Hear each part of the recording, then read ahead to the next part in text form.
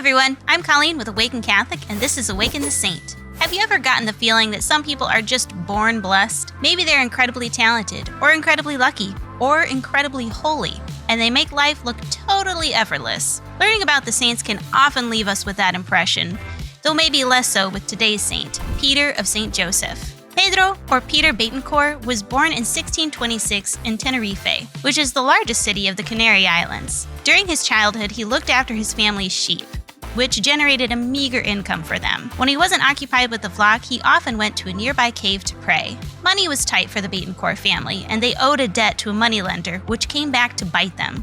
When Peter was only 12 years old, his father's estate was claimed by this lender, and Peter had to work as an indentured servant to pay back what they owed. At length, when he was 23 years old, Peter had finally paid off the debt and was allowed to go free.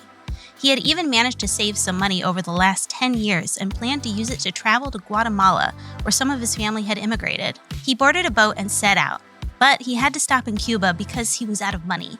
He spent a year there working to earn enough to complete the final leg of his journey. When he arrived in Guatemala, he was once again in dire straits. He had no money left, even to buy food, and for a while he survived only thanks to the breadline run by the area's Franciscan friars. Eventually, he found his uncle who gave him work so he could support himself. After his living had stabilized, Peter applied to a college and began to study for the priesthood. But even in this, he found little success.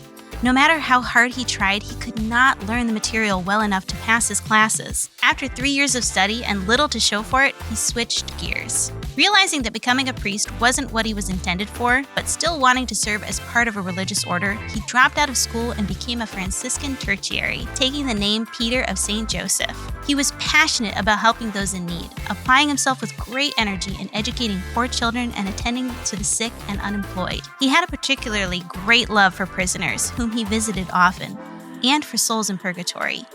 He was known to pass through the streets at night ringing a bell to remind people to pray for them. After a couple of years, his fervor for service and charity became known to more people, including the bishop and governor of the city who helped to supply his efforts. Other benefactors purchased several houses for him to use in addition to his hut, which he had already turned into a makeshift hospital. Peter had never intended for his humble operation to grow so tremendously, but he nonetheless rose to the occasion, establishing a school for poor children and housing for the homeless. He died at the age of 42, having lived a life of great service, and his efforts were perpetuated by the order that formed around him, known as the Bethlehemites.